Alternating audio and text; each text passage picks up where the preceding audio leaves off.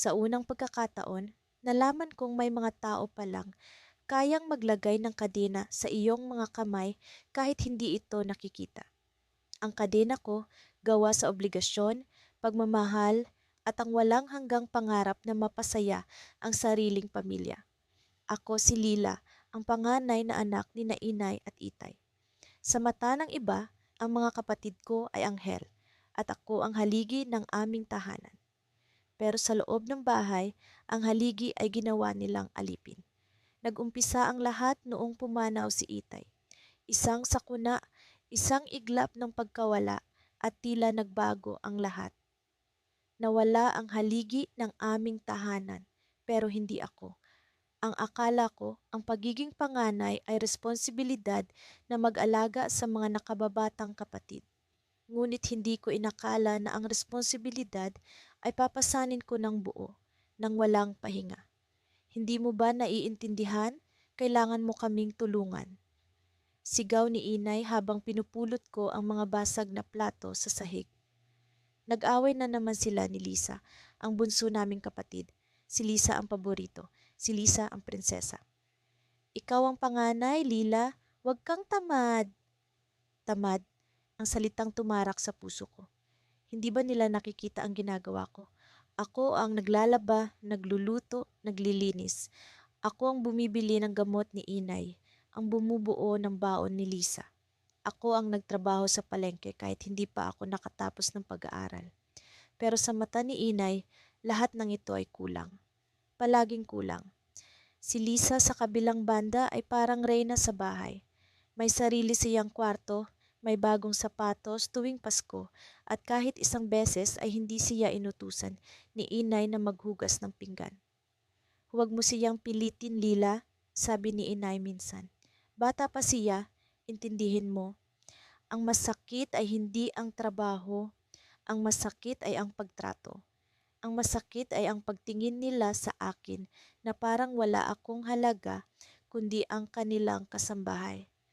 Minsan, nakatingin ako sa salamin habang nagwawalis sa sala. Napansin ko ang mga kamay ko, magaspang, puno ng kalyo. Hindi ko na nakikilala ang sarili ko. Ako ba si Lila? O ako na lang ang anino ng dating ako? Isang gabi, hindi ko na napigilan ng pagod at sama ng loob. Nakaupo si Inay sa sopa, nanonood ng paborito niyang drama sa telebisyon, habang si Lisa ay abala sa pag-aayos ng kanyang bagong cellphone. Ako nasa kusina, naghuhugas ng tambak na pinggan. Ang tubig ay malamig, ang sabon ay naglagay ng hapdi sa sugat sa aking kamay. At sa bawat patak ng tubig, nararamdaman ko ang pagpatak ng luha ko. Inay, Lisa, sabi ko habang patuloy na hinuhugasan ang mga baso. Hindi niyo ba nakikita na pagod na ako? Hindi niyo ba naiintindihan na kailangan ko rin ng tulong? Tumayo si Lisa, nakataas ang kilay, parang hindi makapaniwala sa narinig niya. Ano bang drama yan, ate? Hindi ka ba magpapasalamat na binigyan ka ni Inay ng tirahan? Dapat nga pasalamat ka dahil hindi ka niya iniwan. Iniwan. Ang salitang iyon ang nagpaalab ng galit sa puso ko. Hindi niyo ba naiisip na ako ang nagbigay ng lahat para sa inyo? Ako ang nagbigay ng buhay ko para mapanatili ang pamilya natin. Pero ano ang ibinigay niyo sa akin? Utos, pangmamaliit, walang respeto. Tumayo si Inay. Huwag mo akong sisihin, Lila. Wala kang alam sa sakripisyo ko bilang ina. Ako ang nagdala sa inyo sa mundong ito. Ako ang nagpalaki sa inyo. At kung hindi mo kayang sundin ang mga utos ko, umalis ka. Parang may sumabog sa dibdib ko. Umalis? Aalis ako? Hindi ko alam kung saan ako pupunta. Wala akong perang sapat, wala akong tiyak na trabaho, wala akong pamilyang masasandalan. Ang bahay na ito, kahit puno ng pasakit, ay ang tanging alam ko. Pero sa gabing iyon, habang nakatayo ako sa harap nila, naramdaman ko ang isang bagay na matagal ko nang hindi nararamdaman, kalayaan. Nakapagtapos ako ng paghuhugas ng pinggan pero hindi ako nagpaalam. Pumasok ako sa kwarto ko, isinilid ang ilang damit sa lumang backpack at lumabas ng walang ingay. Hindi nila napansin ang pag-alis ko. Siguro ay masyado silang abala sa kanilang sariling mundo. Ang gabi ay malamig, ang hangin ay matalim. Pero sa unang beses, naramdaman ko ang hangin sa mukha ko, parang sinasabi nitong, "Mabuhay ka, Lila." Naglakad ako sa madilim na kalsada, hindi alam kung saan tutungo. Pero ang bawat hakbang ay parang pag-alis sa kadena na matagal nang nakakabit sa akin. Sa kalsadang iyon, nakasalubong ko ang isang babaeng may hawak na basket ng pagkain. Hindi ko siya kilala pero nginitian niya ako. At sa nangiting iyon, naramdaman ko ang isang bagay, pag-asa. Lumapit siya sa akin. "Miss, mukhang pagod ka. Gusto mo bang sumama sa akin? May trabaho sa maliit na tindahan ko. Hindi malaki ang sahod, pero makakakain ka." Hindi ko alam kung bakit, pero tinanggap ko ang alok niya. Sa unang pagkakataon, may taong tumingin sa akin, hindi bilang katulong, kundi bilang isang tao. At habang sumasama ako sa kanya papunta sa tindahan, naramdaman ko ang isang bagay na matagal kong hinanap. Ang pakiramdam na may nagmamalasakit. Pagdating namin sa tindahan, binuksan niya ang pinto. Maliit lang ito, puno ng lumang paninda. Pero sa loob ng tindahan, may isang bagay na hindi ko inasahan. Sa likod ng pinto, may malaking litrato ng babaeng pamilyar sa akin. Babae ito na minsang nakilala ko. Babae ito na minsang naging bahagi ng buhay ko. Hindi ko alam kung bakit naroon ang litrato. Pero ang mukha nito ay tumingin sa akin na parang may sinasabi, "Lila, ito ang simula ng pagbabago." Ang mga araw ko sa ilalim ng bubong ng aming bahay ay waring paulit-ulit na bangungot. Simula nang bumalik ako mula sa probinsya, matapos kong isakripisyo ang pag-aaral para alagaan si Lola, tila naging ibang tao ang pamilya ko. Ang inaasahan kong yakap ng pagmamahal mula kina mama at ate ay napalitan ng malamig na pagturing. Parang hindi nila ako kadugo. Ang bawat tawag ni mama ay may kasamang utos at ang bawat tingin ni ate ay may bahid ng pagmamataas. Ako, na minsang bahagi ng kanilang mga plano, ngayoy para bang isang estranghera sa sarili kong tahanan. "Ana, linisin mo ang kusina. Ang lamok dito, akala mo pinabayaan ko beta." Ang sigaw ni mama habang nakaupo siya sa sofa, nakataas ang mga paa, hawak ang cellphone. Hindi pa ako nakapagpahinga mula sa paglalaba, pero ang mga reklamo niya ay tila musika sa kanyang pandinig. Hindi ako sumagot, alam kong mas magagalit siya kung magpapakita ako ng pagod. Sa halip, tumayo ako, kumuha ng basahan at nagsimula ng maglinis. Si ate naman, na noon ay kaibigan ko sa lahat ng bagay, ngayoy parang hindi ako nakikita bilang kapatid. Ang dating kwentuhan namin tungkol sa mga pangarap ay napalitan ng malamig na utos. "Ana, magluto ka ng dinner. Siguraduhin mong masarap. May bisita ako mamaya." Ang sabi niya na para bang ako'y tagaluto niya sa halip na bunsong kapatid. Ang bisita niya ay boyfriend niya, si Greg, isang lalaking may kaya, magara ang kotse, at mukhang hindi marunong mag-effort magdala ng grocery bag. Tuwing nandito si Greg, pinapakita ni ate ang inaakala niyang perpektong pamilya. Ako, ang alipin. Siya, ang prinsesa.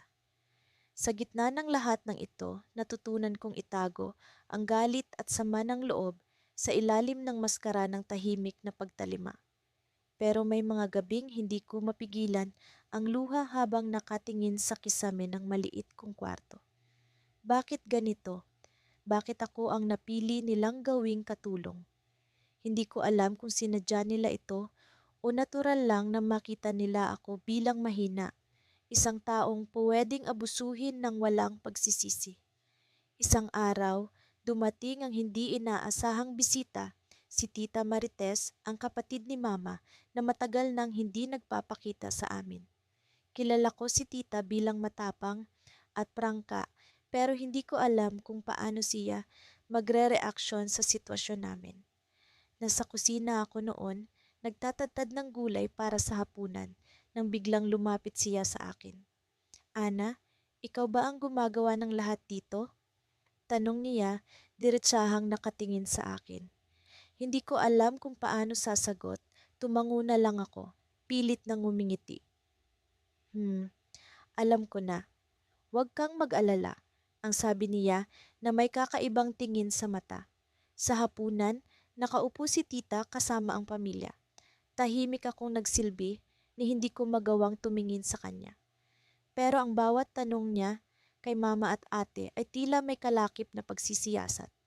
Ang ganda ng bahay ninyo, ah, pero bakit parang masyadong maraming ginagawa si Ana? Hindi ba dapat may tulong siya, lalo't kapatid naman niya si Marie? Ang tinig ni tita ay matalas at kahit si ate ay napatingin kay mama, nagtataka sa biglang usapan. Sanay naman si Ana sa trabaho. Alam mo naman yan, hindi mataas ang pangarap, magaling siya sa bahay. Ang sagot ni mama ay may halong biro, pero ako'y tila sinampal sa narinig ko. Hindi mataas ang pangarap, parang hindi ako ang anak na minsang nangarap maging guro na nagbigay ng medalya sa kanila noong elementarya. Nagpatuloy si tita sa pagtatanong pero bago ko pa maramdaman ang tuluyang pag-init ng sitwasyon, tumayo siya at naglakad papunta sa akin. Ana, sumama ka sa akin. May kailangan lang tayong bilhin sa labas. Ang sabi niya na parabang walang nangyari. Napatingin ako kay mama, ngunit hindi siya kumibo. Sumunod ako kay tita, bitbit ang kaba. Sa loob ng kanyang kotse, tahimik lang kaming dalawa. Hindi ko alam kung ano ang plano niya, pero pakiramdam ko'y may malalim siyang iniisip. Sa wakas, nagsalita siya. Hindi ko gusto ang nakikita ko sa bahay. Hindi ka katulong, Ana. Anak ka, kapatid ka. Pero kung hinahayaan mong tratuhin ka nila ng ganito, hindi ka makakaalis sa sitwasyong iyan. Hindi ko alam kung paano sasagot. Ang totoo, takot akong magsalita laban sa kanila. Pamilya ko sila at kahit masakit, iniisip ko pa rin na baka may pagmamahal sila para sa akin. Sige, kung ayaw mong magsalita, ako ang gagawa ng paraan. Ang sabi ni tita na may kakaibang kumpiyansa sa boses. Biglang pinaandar niya ang kotse at sa halip na bumalik sa bahay, diretso kaming umalis. Hindi tayo babalik ngayon, ang sabi niya na ikinagulat ko. Napatingin ako sa kanya, naguguluhan. May kailangan kang matutunan, Ana, at ako ang magsisimula ng pagbabago sa buhay mo. Magtiwala ka sa akin. Ang puso ko'y bumilis ang pintig. Ano ang ibig niyang sabihin? Habang tumatakbo ang kotse sa madilim na kalsada, naramdaman ko ang bigat ng desisyon ni tita. Hindi ko alam kung ano ang mangyayari sa susunod, pero sa unang pagkakataon, naramdaman kong may gustong tumulong sa akin at ang tulong na iyon ay may kalakip na malaking pagbabago. Sa likod ng isip ko, may tanong na hindi ko maalis. Ano ang gagawin ni tita? At paano ko haharapin ang galit ni mama at ate kapag nalaman nila ang lahat? Pagkatapos ng maraming taon ng pagtiis, nagbago ang takbo ng buhay ko nang dumating si Tita Letty, ang kapatid ni mama na matagal nang naninirahan sa Maynila. Hindi ko inaasahan ang kanyang pagbisita, pero ito ang naging simula ng mga bagay na hindi ko akalaing mangyayari. Ang unang araw ng kanyang pagdating ay tila normal lamang. Pinagluto ko sila ng tanghalian habang si mama at ang bunso kong kapatid na si Rina ay nagkukwentuhan. Pinupuri ang bagong alahas ni Rina at ang kanyang mga plano para sa kolehiyo. Ako, wala akong puwang sa usapan gaya ng dati. Habang nilalapag ko ang sabaw sa mesa, napansin ni Tita Letty ang mga sugat sa aking mga kamay, mga bakas ng matagal ng pagtatrabaho sa loob ng bahay. Anong nangyari sa mga kamay mo, Hija? Tanong niya, ang tono ng kanyang boses may halong pag-aalala. Hindi ko alam kung ano ang isasagot. Bago pa man ako makapagpaliwanag, sumingit si mama. Hindi yan maingat magtrabaho, lagi na lang nadidisgrasya. Sabay tawa na para bang biro lang ang lahat. Ang sakit ng sinabi niya pero hindi na bago sa akin. Tinanggap ko na ganito ang trato nila sa akin, isang katulong na walang halaga. Itinuloy ko ang aking ginagawa, pilit iniwasan ang pagtingin kay Tita Letty. Pero napansin ko ang tahimik niyang pagmamasid sa lahat ng galaw ko. Sa hapunan, ganun din ang nangyari. Habang pinagsisilbihan ko sila, napansin kong hindi na siya natutuwa sa mga sinasabi ni Mama. Hindi ba dapat nag-aaral din si Eliza, ate? Tanong niya. Ang pangalan ko, Eliza, ay bihirang banggitin sa loob ng bahay. Para bang hindi ko na iyon pag-aari. Si Mama ay tumawa ulit, ngunit halata ang pagiging hindi komportable. Hindi na niya kailangan. Dito lang naman siya lagi sa bahay. Wala namang ambisyon ng batang yan. Bawat salita ni Mama ay parang patalim na bumabaon sa puso ko, pero hindi ako umimik. Walang kwenta ang pagsagot sa kanya. Alam kong magagalit lang siya. Ngunit si Tita Letty ay tila hindi na kontento. Ganito ba ang turing mo sa panganay mo? Hindi ba dapat siya ang may oportunidad na mag-aral at maghanap ng magandang buhay? Tanong niya, ang tono ng kanyang boses seryoso na, hindi na gaya ng kaninang magiliw. Kita sa mukha ni Mama ang inis. Huwag kang makialam, Letty. Hindi mo alam ang pasanin ko dito sa bahay. Hindi lahat ng bata ay kailangan maging matagumpay. May mga bata na para lang sa bahay. Sa unang pagkakataon, naramdaman kong may taong tumayo para sa akin. Pero bago pa man lumala ang usapan, tumayo ako at nagpasya na magligpit ng mga pinggan. Ayokong maging dahilan ng gulo. Habang naghuhugas sa kusina, naramdaman ko ang presensya ni Tita Letty sa likod ko. Eliza, tawag niya. Huminto ako sa ginagawa ko at nilingon siya. Ang mga mata niya ay puno ng awa, pero may kung anong determinasyon sa kanyang tingin. Wala ka bang pangarap, Hija? Tanong niya. Hindi ko alam kung ano ang isasagot. Matagal ko nang isinuko ang mga pangarap ko. Hindi ko na alam kung paano mangarap. Wala po, sagot ko, halos pa-whisper. Kasabay nito ang pagpatak ng luha ko. Hindi ko na kayang pigilan ng emosyon. Hinawakan niya ang aking mga kamay at sa unang pagkakataon, naramdaman ko ang init ng isang tunay na malasakit. Hindi ko alam ang buong kwento pero mali ito, Elisa. Mali ang trato nila sa'yo. Hindi ito ang buhay na nararapat sa'yo. Kinabukasan, nag-iba ang takbo ng mga bagay. Pansin kong mas tahimik si Mama, tila naiilang kay Tita Letty. Si Rina naman, laging nakasimangot. Pero ako, hindi ko alam kung paano ko ipapaliwanag ang nararamdaman ko. May kung anong bumubuo sa loob ko, isang bagong pag-asa, kahit pa maliit lang. Sa tanghali, habang nasa labas si Mama, kinausap ulit ako ni Tita Letty.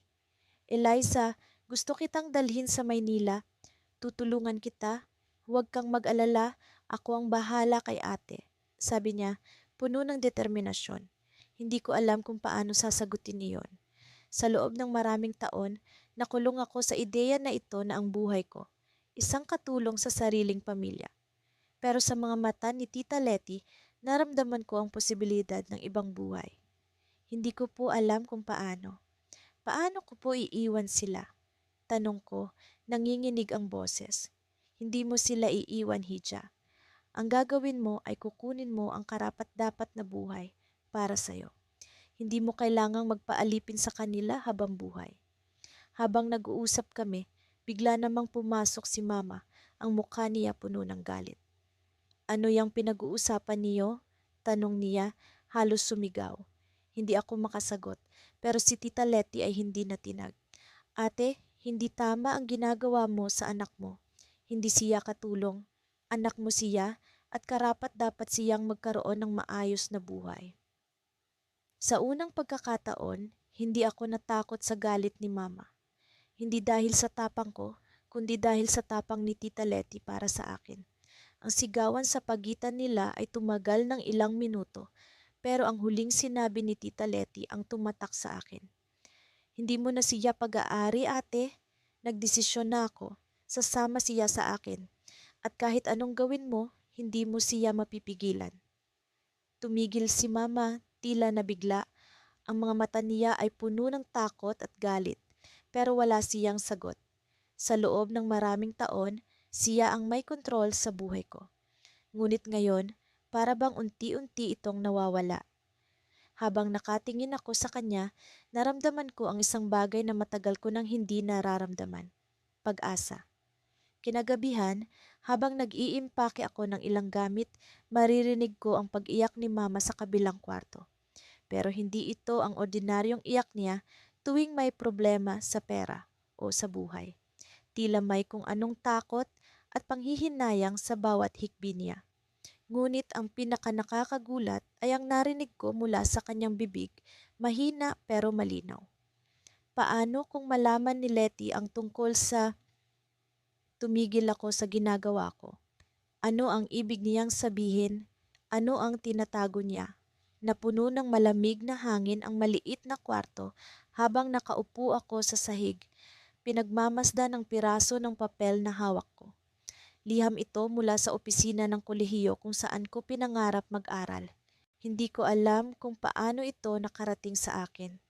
Ang akala ko'y itinapon na ito ng aking ina, gaya ng nakagawian niyang gawin sa lahat ng bagay na may kaugnayan sa mga pangarap ko. Sa kabila ng pagod sa buong araw na paglilinis, pagluluto, at pag-aalaga sa anak ng kapatid ko, naramdaman ko ang kakaibang lakas habang binabasa ang bawat salita. Tinanggap nila ako. May scholarship, may pag-asa. Ngunit paano ko ito sasabihin sa kanila? Alam kong hindi nila ako papayagang umalis. Para sa kanila, ako ay isang tauhan lamang, isang taong kailangang manatili sa bahay para magserbisyo. Hindi ako anak, hindi ako kapatid. Ako ang kanilang katulong na libre at walang reklamo. Kaya't sa halip na tuwa, takot ang bumalot sa akin. Kinabukasan, maaga akong gumising para maghanda ng almusal. Tulad ng dati, ang kapatid kong si Lian ang unang bumaba. Nakaayos ang buhok, suot ang mamahaling damit na binili ng ina namin, at hawak ang telepono na tila nakadikit na sa kamay niya. Hindi man lang niya ako tinapunan ng tingin habang nilalapag ko ang kape sa harap niya. Ate, dagdagan mo ng asukal. Hindi ko gusto ang ganito, ang sabi niya ng walang emosyon. Sumunod ako, gaya ng dati. Pagkatapos ay bumaba ang nanay namin. Nakaayos na rin, handang umalis para sa kanyang trabaho. Diretso siya sa hapagkainan. Walang pasasalamat, walang bati. Inabot ko ang tinapay at nilagyan ng palaman, gaya ng nakasanayan. Nang biglang tumigil siya at tumingin sa akin. May problema ka ba? Bakit ang bagal ng kilos mo? Tanong niya, matalas ang tono. Pinigil ko ang buntong hininga ko. Wala po ma, pasensya na. Ngunit ang liham ay nasa bulsa ng damit ko. Alam kong hindi ko ito maitatago magpakailanman. Kaya't habang naghuhugas ng pinggan, naglakas loob akong magsalita. Ma, may gusto po akong sabihin. Hindi siya tumingin, abala sa pag-aayos ng bag niya. Ano na naman yan? Marami akong trabaho. Bilisan mo. Pinilit kong gawing matatag ang boses ko. Natanggap po ako sa kolehiyo, may scholarship po ako, libre ang tuition. Bigla siyang huminto at tumingin sa akin, ang mga mata niya puno ng pagtataka at galit. Kolehiyo, ano ang pinagsasasabi mo? Saan mo nakuha yung ideyang yan? Hindi ka pwedeng umalis dito. Sino ang gagawa ng mga trabaho sa bahay? Si Lian? Ako? Tumigil ka na sa mga pangarap mong walang kwenta. Hindi ko alam kung bakit pero sa unang pagkakataon, hindi ako natakot. Ma, libre po ang tuisyon. Hindi po ako hihingi ng pera sa inyo. Kaya ko pong magtrabaho habang nag-aaral. Tumawa siya pero hindi iyon masaya. Trabaho? Ano ang alam mo sa trabaho? Hindi ka aalis dito. At kung pipilitin mo, huwag ka nang bumalik. Wala kang lugar dito. Narinig ko ang pag-ubo ni Lian mula sa likod. Ate, hindi mo kaya yan. Halika, maglinis ka na lang sa kwarto ko. Hindi mo kailangan ng kolehiyo. Magiging katulong ka rin sa huli. Ang sakit ng mga salita nila ay parang kutsilyong tumarak sa dibdib ko, pero hindi ko ipinakita. Tumalikod ako, tinapos ang mga pinggan, at umakyat sa kwarto ko. Tahimik, malamig.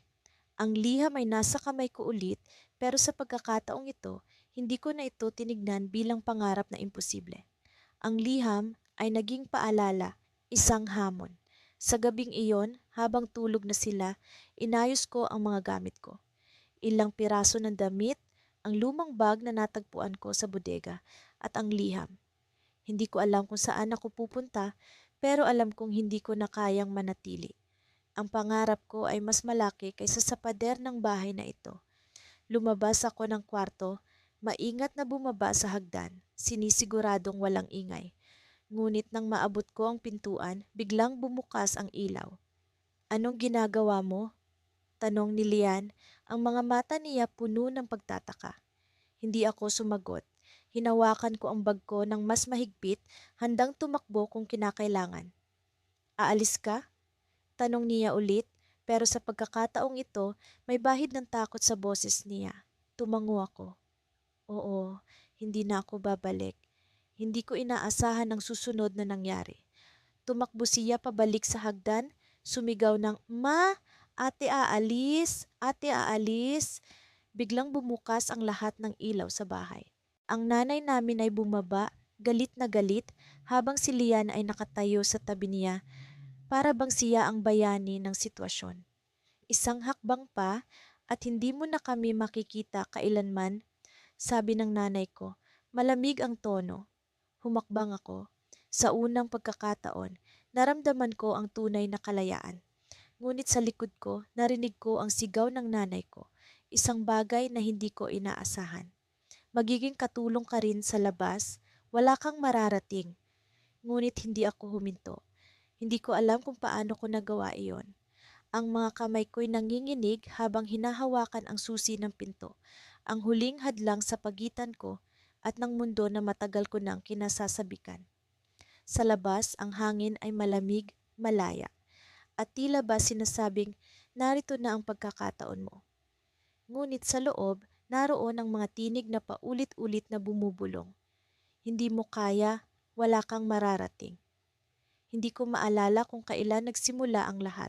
Ang pagiging katulong sa sariling pamilya, akala ko noon, normal lang na magbigay, mag-alaga, at magpakumbaba para sa kanila. Pero habang tumatagal, binabaliwala nila ako. Si mama, si ate, lahat sila. Ang bawat utos, bawat sigaw, bawat tingin ng paghamak, lahat iyon ay naging parang tanikala na mahigpit na bumalot sa akin. Hindi na ako anak, hindi na ako kapatid. Isa na lang akong anino sa bahay na iyon. Minsan iniisip ko kung may mali ba sa akin. Bakit nila ako tinatrato ng ganito? Ang mga sagot ay palaging malupit, mahina ka, walang kwenta. Dapat nga nagpapasalamat ka at may bubong kang tinutulugan. Sa tuwing sinasabi nila iyon, parang pinipilas ang pagkatao ko. Pero kahit nasasaktan, hindi ko magawang lumaban. Natatakot ako. Sa kanila, sa mundo, sa kung ano ang mangyayari kung magkamali ako. Ang pinakamahirap na bahagi ay ang paglingkuran si ate. Siya ang paborito ni mama. Kahit anong gawin niya, magkamali man o magtamad, siya pa rin ang iniidolo. Ako ang taga-ayos ng lahat ng gulo niya. Kung mag-away sila ng boyfriend niya, ako ang tatawagin para umiyak siya sa balikat ko. Kung magkulang siya sa pera, ako ang uutusan para maghanap ng paraan. Kung magulo ang kwarto niya, ako ang maglilinis. Walang salamat, walang mahal kita. Ang meron lang ay, bilisan mo, huwag kang tamad. Hanggang isang araw, may dumating na sulat. Hindi ko inaasahan iyon, isang liham mula sa isang kumpanya na pinag-applyan ko ng palihim. Hindi ko alam kung saan ko nakuha ang lakas ng loob na gawin iyon. Siguro dahil pagod na akong maging tagapaglingkod nila. Siguro dahil gusto kong malaman kung kaya ko bang tumayo ng mag-isa. Sa sulat sinasabing tinanggap nila ako. May alok na trabaho, may sweldo, may oportunidad. Hindi ko napigilan ang mga luha. Para sa akin, iyon ang unang hakbang patungo sa kalayaan. Pero alam ko, hindi magiging madali ang lahat. Kailangan kong ipaglaban ito. Kailangan kong tumakas. Noong gabing iyon, nag-isip ako. Paano ko iiwan ang bahay na ito? Paano ko iiwan si mama at si ate? Kahit papaano, may bahagi sa akin na nag-aalala. Ngunit sa kabila ng lahat, mas malakas ang udyok na palayain ng sarili. Kaya't nagimpake ako ng mga damit, mga gamit, at ang sulat na nagpapaalala sa akin na may pag-asa pa. Nang tumama ang 10:00 ng gabi, tahimik kong binuksan ang pinto. Iniwasan kong lumikha ng ingay, ngunit parang sinasadya ng mga bagay na mag-ingay. Ang mga bisagra, ang kahoy na sahig, ang mabibigat kong hakbang. Sa bawat tunog, tumitigil ang puso ko. Nagdarasal na huwag akong marinig. Pero hindi ko inaasahan ang sumunod na nangyari. Sa likod ko, narinig ko ang isang boses. Malamig, matalim, at puno ng galit. Si ate. Saan ka pupunta? Ang tanong niya ay parang baril na tumama sa likod ko. Hindi ako makagalaw, hindi ako makapagsalita. Ang mga mata niya ay nanlilisik, parang hayop na handang umatake. Alis na ako, sagot ko, mahina ngunit puno ng tapang, na hindi ko alam na mayroon ako. Hinawakan niya ang braso ko. Mahigpit, halos masakit. Alis, saan ka pupunta? Wala kang patutunguhan. Ano ang akala mo? Kaya mo nang mabuhay ng mag-isa. Ang bawat salita niya ay parang lason. Unti-unting sinisira ang kumpiyansa ko. Pero sa kabila ng takot, may naramdaman akong kakaibang init sa loob ng dibdib ko. Galit, determinasyon, pag-asa. Oo, kaya ko. Hindi mo na ako mapipigilan. Hinila ko ang braso ko mula sa pagkakahawak niya at sa unang pagkakataon, tumingin ako sa mata niya nang hindi natatakot. Biglang bumukas ang ilaw sa sala. Si Mama. Ang mukha niya ay puno ng galit, ngunit may halong gulat. Anong nangyayari dito? Tanong niya, ngunit alam ko, hindi siya nagtatanong para maintindihan. Nagtatanong siya para husgahan. Alis na ako, Ma, sagot ko, mas matatag kaysa kanina. Hindi ko alam kung paano ko nagawa iyon, pero sa loob ng puso ko, alam kong tama ang ginagawa ko. Hindi ka aalis, wala kang pupuntahan, wala kang kwenta sa labas ng bahay na ito, sagot niya. Ang mga salita niya ay parang mga patalim, tinatarget ang bawat kahinaan ko. Ngunit sa halip na magapi, mas lalo akong nagkaroon ng lakas. Hindi ma, hindi na ako magpapagamit sa inyo. Hindi na ako magpapahamak para sa pamilya na hindi marunong magpahalaga. Ang mga salitang iyon ang pinakamatapang na nasabi ko sa buong buhay ko. Ang mukha ni Mamay nag-iba. Galit, gulat, pero higit sa lahat, takot. Tumakbo ako palabas, hindi na lumingon. Ang hangin sa labas ng bahay ay malamig, ngunit masarap sa pakiramdam. Ang bawat hakbang ko'y parang tagumpay. Pero habang papalayo ako, biglang narinig ko ang sigaw ni ate mula sa loob ng bahay. Ang sigaw niyang hindi ko pa naririnig noon. Hindi galit, kundi takot. May ginawa ka ba, Ma? Ang sigaw niya. Ang mga salitang iyon ay nagpatigil sa akin. Nagpatibok ng puso ko ng mas mabilis. Anong ibig niyang sabihin? Ano ang ginawa ni Mama? Sa unang pagkakataon, tumingin ako pabalik sa bahay. Sa dilim ng mga bintana, may naramdaman akong kakaibang lamig. Hindi ko alam kung ano iyon, pero alam kong hindi pa tapos ang kwento. Pagkatapos ng lahat ng pang-aabuso at pagmamalupit ng pamilya ko, akala ko'y sanay na ako sa sakit, sa mga salitang parang mga patalim na tumatama sa puso, sa mga tingin na akala mo'y wala akong halaga, sa pagtrato na parang ako'y wala lang. Pero noong araw na iyon, natutunan kong may sakit na mas malalim pa. At ito ang sakit na dala ng pagtataksil. Maagang maaga akong bumangon para maghanda ng almusal. Tulad ng nakasanayan, nagluto ako ng sinangag, itlog at tuyo para sa aking ina at kapatid. Nasa kwarto pa sila, malamang ay abala sa kanilang mga cellphone o natutulog pa. Ako naman, tulad ng lagi, ay naglilinis ng bahay habang naghihintay na bumaba sila. Habang nagwawalis ako sa sala, napansin kong bukas ang bag ng kapatid kong si Mariel sa sofa. May nakasilip na sobre sa loob, kulay kayumanggi. Hindi ko alam kung bakit, pero parang may kung anong puwersang nagtulak sa akin upang tingnan ito. Mabilis ang pintig ng puso ko habang dahan-dahan kong binuksan ang sobre. May laman itong makapal na salapi, libo-libo, marahil higit pa sa sahod ng kahit na sinong trabahador sa isang buwan. Halos mahulog ang walis sa kamay ko. Saan nanggaling ang ganitong kalaking pera? Hindi kami mayaman. Sa katunayan ako ang gumagawa ng lahat para lang makaraos kami sa araw-araw. Ang kapatid ko palaging umaasa sa ina at ang ina ko naman palaging umaasa sa akin. Kaya't ang tanong na bumabagabag sa isip ko, bakit may ganoong pera si Mariel? Bago pa man ako makapag-isip ng maayos, narinig ko ang boses ng ina ko mula sa itaas. Anong ginagawa mo diyan? Tanong niya, malamig at puno ng duda.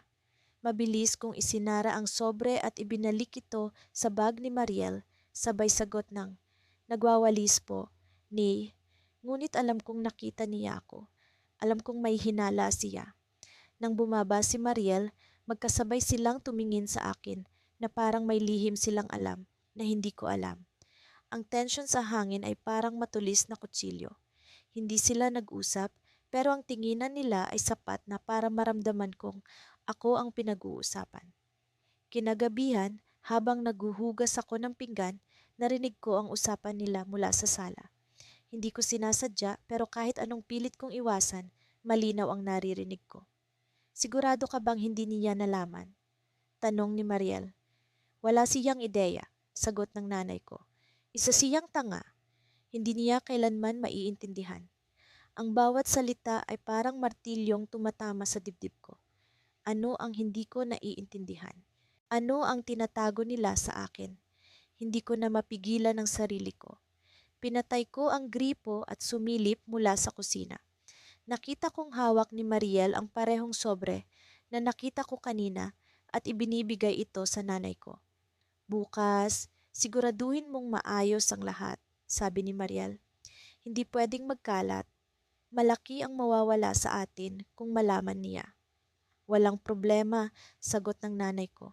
Hindi ko hahayaan na masira ang plano natin. Plano? Anong plano? Lalong bumilis ang pintig ng puso ko. Parang sasabog ang ulo ko sa dami ng tanong. Pero bago ko pa man makapag-isip ng gagawin, biglang tumingin ang nanay ko sa direksyon ko. Anong ginagawa mo diyan? Bakit hindi ka pa natutulog? Tanong niya, malupit ang tono.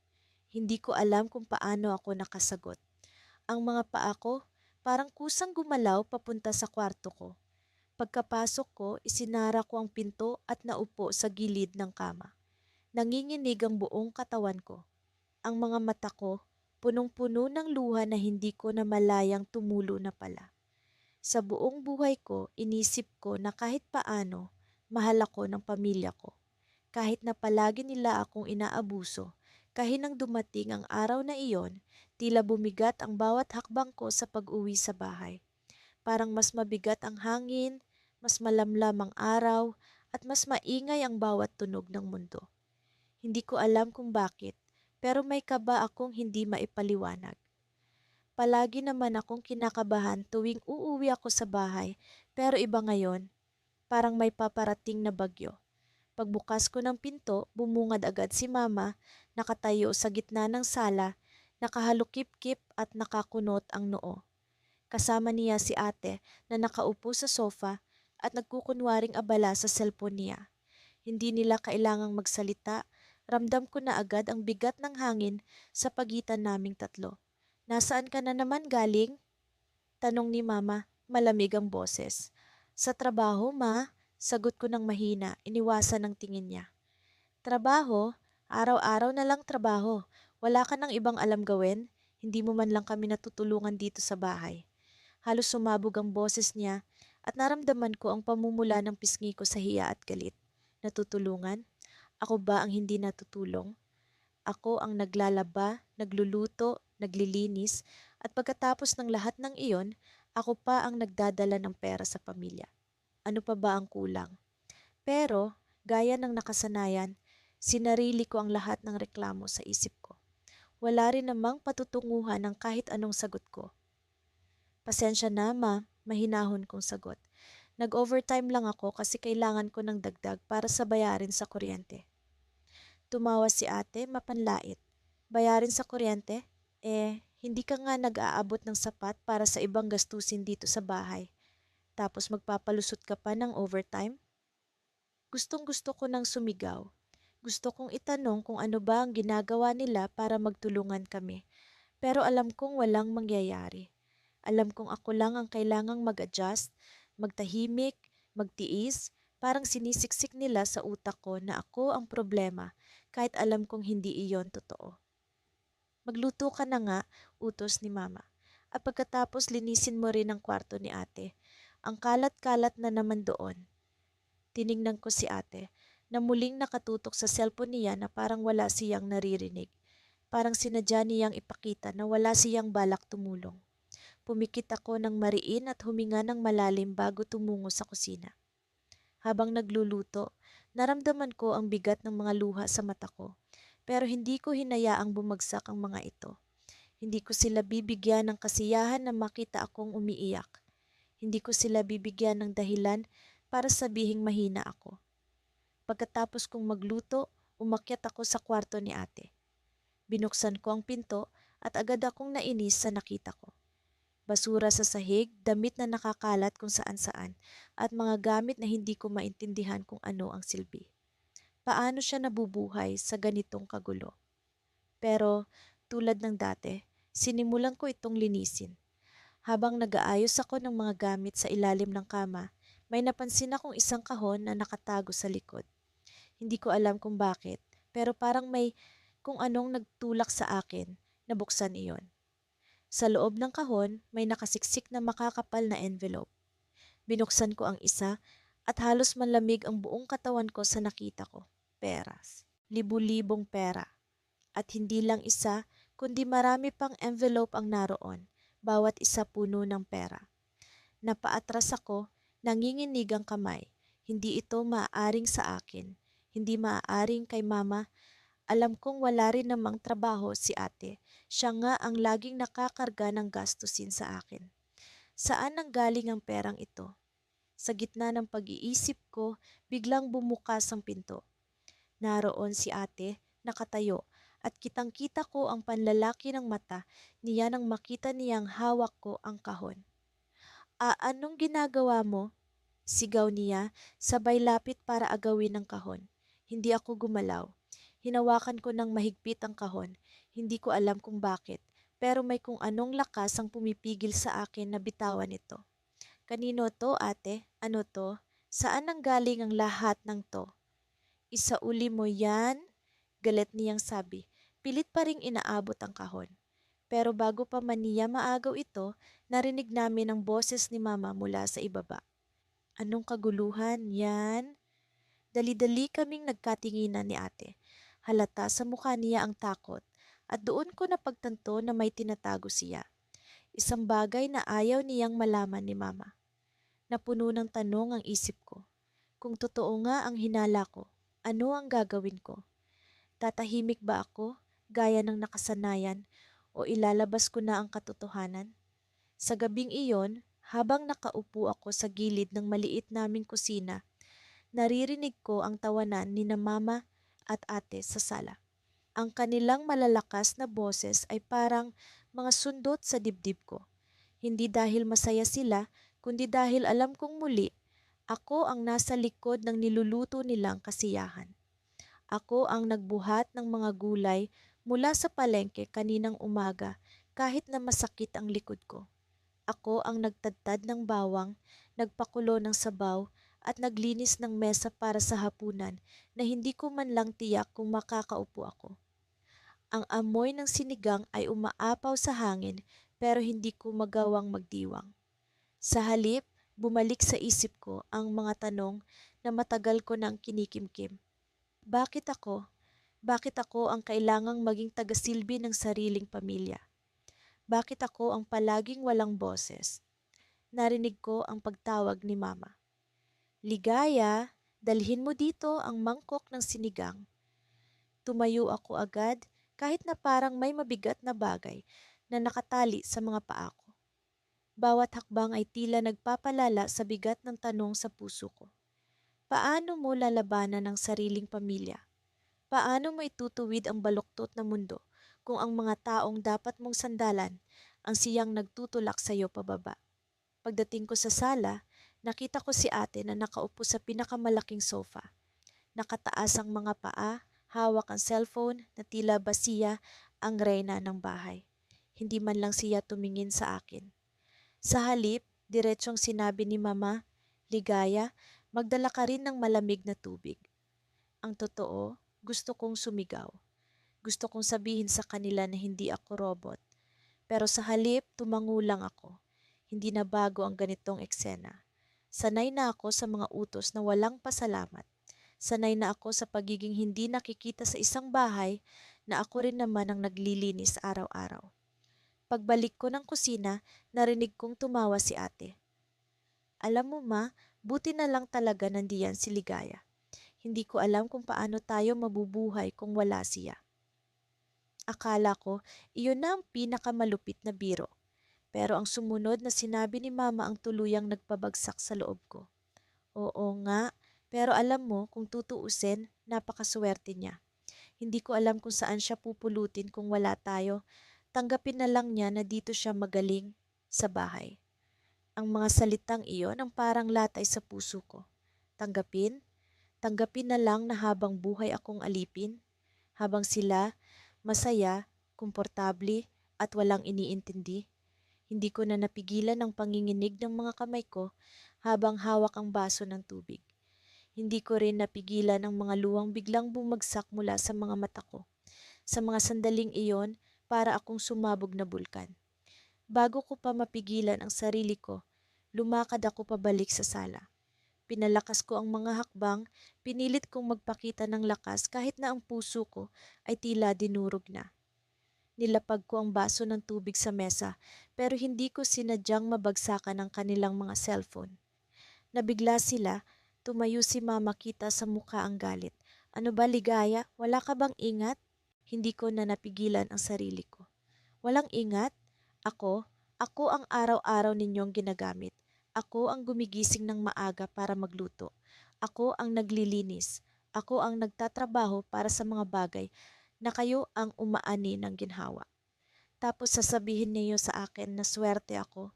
Swerte? Tahimik si ate. Pero si mama hindi nagpatalo. Ligaya, huwag kang bastos. Kami ang pamilya mo. Dapat kang magpasalamat sa lahat ng ibinibigay namin sa'yo. Sa lahat ng ibinibigay ninyo, ano bang ibinibigay ninyo, Mama? Pasakit? Pagmamalupit? Kahihiyan? Ayoko na, hindi ko na kaya. Naramdaman ko ang panginginig ng buong katawan ko.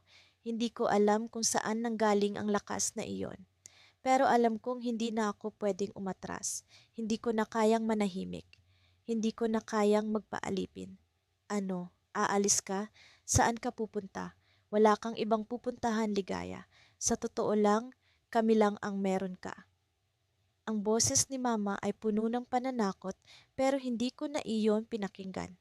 Sa halip, tumingin ako sa kanya ng diretsyo. Hindi ko alam kung saan ako pupunta. Pero ang alam ko, mas mabuti pang wala akong tahanan kaysa manatili dito bilang isang alipin. Tumalikod ako, iniwan sila nagulat, tahimik at hindi makapaniwala. Sa unang pagkakataon, hindi ko na sila pinakinggan. Hindi ko rin alam kung saan ako pupunta, pero bawat hakbang ko papalayo sa kanila ay parang nag-aalis ng tanikala sa buong katawan ko. Pagdating ko sa kalsada, malamig ang hangin. Maliwanag ang buwan, pero ang mga paa ko ay tila naglalakad sa kawalan. Sa unang pagkakataon, malaya ako. Ngunit sa kabila ng kalayaang iyon, may kaba sa puso ko. Paano kung tama sila? Paano kung wala akong pupuntahan? Mula sa likod, narinig ko ang malalakas na yabag. Bumilis ang tibok ng puso ko. Akala ko si mama o si ate ang humabol. Pero paglingon ko, isang lalaking hindi ko kilala ang nakatayo sa harap ko. Nangingiti siya pero may di maipaliwanag na lamig sa mga mata niya. Mukhang kailangan mo ng tulong, sabi niya. Ang boses niya ay malamig gaya ng hangin At doon, napagtanto ko na ang pagtakas ay hindi ang pinakamahirap na bahagi. Ang totoong laban ay nagsisimula pa lamang. Pagkatapos ng mahabang araw ng pag-aalaga sa kanilang bahay, tumayo ako sa kusina, hawak ang isang basang basahan habang ang amoy ng sabon at mantika ay sumisingaw sa hangin. Ang mga kamay ko'y magaspang na puno ng mga galos na tila mga marka ng bawat araw na lumipas sa pagiging tagapaglingkod ng sarili kong pamilya. Ang ingay ng telebisyon sa sala kung saan naroon si mama at si ate ay parang sirang plaka na paulit-ulit sa pandinig ko. Hindi ako binigyan ni ate ni isang sulyap nang pumasok siya kanina. Bagkus ay inutusan lang akong maghanda ng merienda. Dalhin mo na to sa sala, sabi ni ate nang walang pakialam. Sabay abot ng tray ng kape at tinapay. Tumango lang ako, walang imik at sinubukang kontrolin ang panginginig ng aking mga kamay habang dinadala ang tray. Pagdating ko sa sala, nakatutuya ang tingin ni mama. Ang tagal naman, wala ka bang silbi? Aniya sabay halakhak na sinabayan ni ate. Ramdam ko ang pagkapahiya pero hindi ko pinahalata. Mula pa noong bata ako, tila ba naging laruan nila ang buhay ko. Si ate ang prinsesa, si mama ang reyna, at ako ang alipin sa kaharian nilang puno ng kasinungalingan. Habang pinapanood ko silang kumakain, hindi ko maiwasang mapansin ang mga detalye.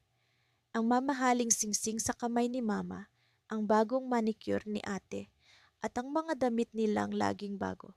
Samantalang ako, ang suot ko'y lumang damit na halos magkalaslas na sa sobrang gamit. Hindi nila kailanman binanggit kung saan nanggaling ang pera para sa kanilang luho, pero alam ko, ako ang dahilan. Ang mga ipon ko mula sa pagtatrabaho bilang kahera noon, ang mga pinadala ko mula sa Maynila, lahat iyon ay nawala sa kanila ng walang pasabi. Ngunit hindi nila alam ang lahat ng bagay. May lihim akong itinago, isang bagay na hindi nila kailanman inaasahan mula sa akin. Sa bawat galos, sa bawat luha, itinabi ko ang bawat sentimo, bawat hibla ng pag-asa. Ang alam nila, patay na ang mga pangarap ko. Pero sa likod ng kanilang likod, may binuo akong plano para sa sarili ko.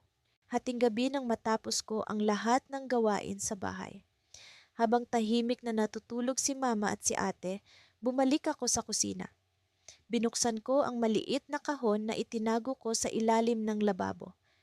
Naroon ang mga papeles na matagal ko nang inipon, kontrata ng lupa, resibo, at isang sulat na hindi pa nila nababasa. Ang sulat na iyon ay magsisilbing simula ng pagbagsak ng ilusyon nilang kontrolado nila ako. Kinabukasan, nagising ako ng mas maaga kaysa sa kanila. Sa unang pagkakataon, hindi ko nilinis ang kusina. Hindi ko rin nilaban ang kanilang mga damit. Sa halip, nagbihis ako ng maayos, isang damit na matagal ko nang binili ngunit hindi ko magamit dahil sa takot na mapansin nila. Nang makita ako ni ate, nagtaas siya ng kilay. Anong drama yan? May lakad ka ba? Tanong niya, halatang inis. Oo, may pupuntahan ako. Sagot ko, diretso ang tingin sa kanya. Hindi siya sumagot, pero ramdam ko ang iritasyon niya. Hindi nila maintindihan kung bakit bigla akong nagkakaroon ng lakas ng loob. Pagdating ni mama sa hapagkainan, naroon na ako, hawak ang sulat. Naupo siya at agad na nagtaka. Ano yan? Tanong niya, sabay kuha ng tasa ng kape. Huwag kayong mag-alala. Hindi ito utang, sabi ko. May halong ng ngiti na hindi nila mawari kung ano ang ibig sabihin. Binuksan ko ang sulat at binasa ito ng malakas. Nakasaad doon ang formal na pagbawi ko sa lahat ng pera at ari-arian na ilegal nilang ginamit sa pangalan ko. Nandyan din ang mga patunay ng aking pagmamay-ari sa lupa na matagal nang nakatago sa ilalim ng kanilang pagmamalupit. Nakita ko ang pagbabago sa ekspresyon ni mama. Ang dating kumpiyansa na laging nasa mukha niya ay nawala, napalitan ng gulat. Si ate hindi makapaniwala, tumayo mula sa upuan. Anong kalokohan to? Sigaw niya pero hindi ko siya sinagot. Matagal ko nang alam ang lahat, sabi ko, mahigpit ang hawak sa sulat. Alam ko kung paano ninyo kinuha ang ipon ko. Pati ang pangalan ko ginamit ninyo sa utang. Pero tapos na yon, simula ngayon, hindi na kayo makakapanlamang sa akin. Tumayo si Mama, nanginginig ang mga kamay. Wala kang karapatang gawin to. Kami ang pamilya mo. Sigaw niya pero hindi ko pinansin ang galit niya. Alam kong hindi ito tungkol sa pamilya. Ito'y tungkol sa kontrol na akala nila'y habambuhay nilang hawak.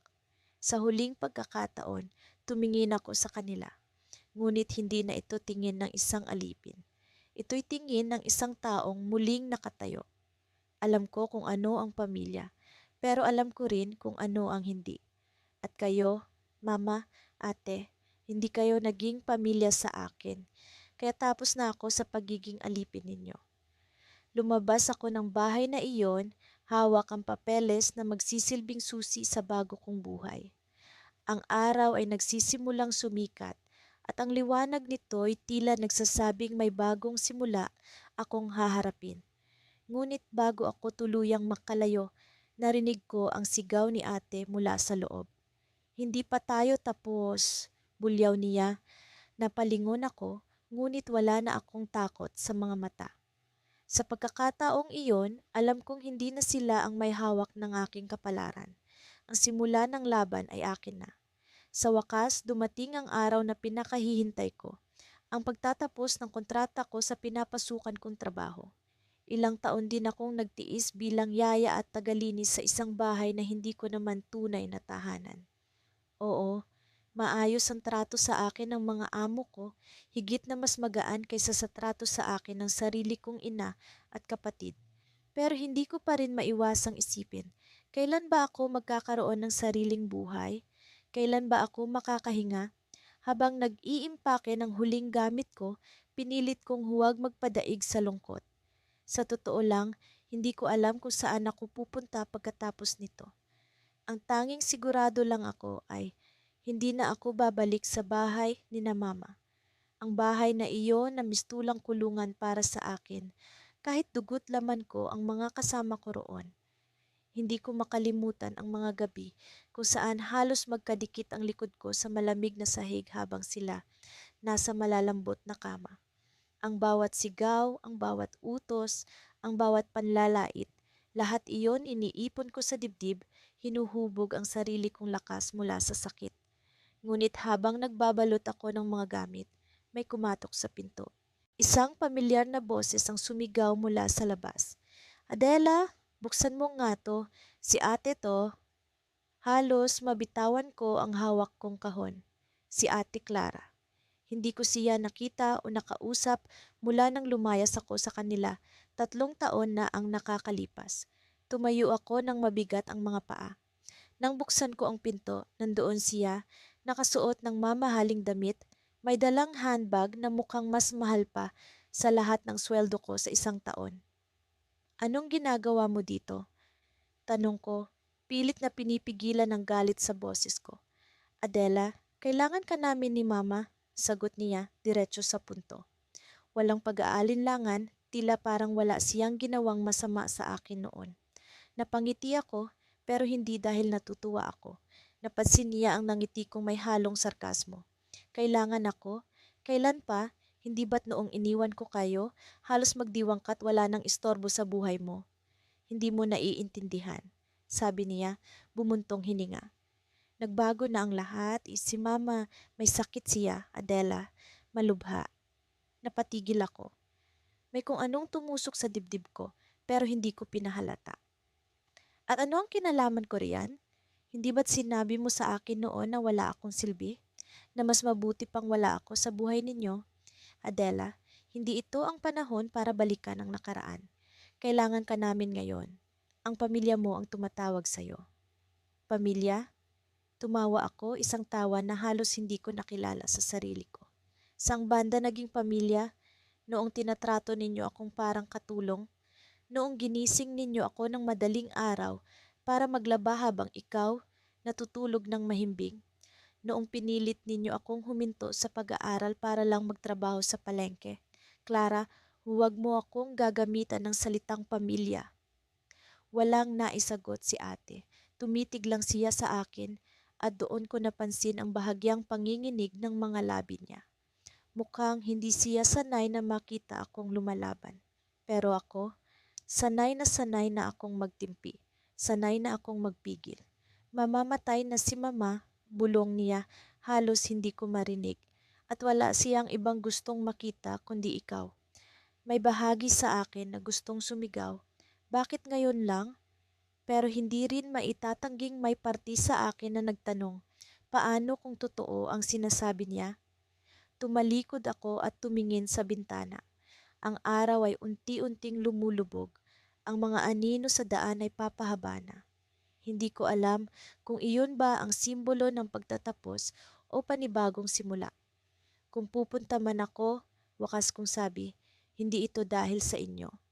Pupunta ako dahil gusto kong makita kung may natitira pang kahit kaunting pagmamahal sa puso ko para sa kanya. Pero pagkatapos nito, wala na. Huwag mo akong tatawagan ulit. Parang gusto niyang ngumiti pero pinigilan niya. Tumango na lang siya at tumalikod. May kotse ako sa labas. Sundan mo ako kapag handa ka na. Habang naglalakad siya papalayo, may kung anong bumalot sa akin. Hindi galit, hindi ligaya, kundi takot. Takot na baka masaktan na naman ako sa pagbabalik na ito. Takot na baka totoo nga ang sinabi niya at wala na akong panahon para magdesisyon. Pagkatapos ng ilang minuto, kinuha ko ang bag ko at isinara ang pinto ng kwartong iyon na naging kanlungan ko sa loob ng 3 taon. Tumungo ako sa kotse ni ate at pag-upo ko sa loob, naramdaman ko ang bigat ng katahimikan sa pagitan naming dalawa. Salamat Adela, bulong niya habang nagmamaneho. Hindi ako sumagot. Nakatitig lang ako sa daan, pinipilit huwag magpadaig sa emosyon. Pero nang makarating kami sa bahay, iba ang bumungad sa akin. Ang dating tahanan na iniwan ko ng sirang-sira, ngayon ay tila mas malaki, mas magarbo. Ang gati ay bago. May mga ilaw na nagliliwanag sa paligid. Ang mga haligi ng bahay ay pininturahan ng bago. Puting-puti, halos nakakasilaw. Ano to? Tanong ko, lumingon kay ate. Akala ko ba naghihirap kayo? Paano ninyo nagawa to? Hindi siya sumagot. Sa halip bumaba siya ng kotse at naunang pumasok sa bahay. Naiwan akong nakatayo sa labas, tinatanaw ang pintuan na parang nag-aanyaya pero may bitbit na lihim. Ang mga bintana ng bahay ay nakasarado, pero may mga aninong gumagalaw sa loob. Habang nilalakad ko ang daan papasok, hindi ko mapigilang magtanong. Anong klase ng sandali ang naghihintay sa akin sa loob ng bahay na ito?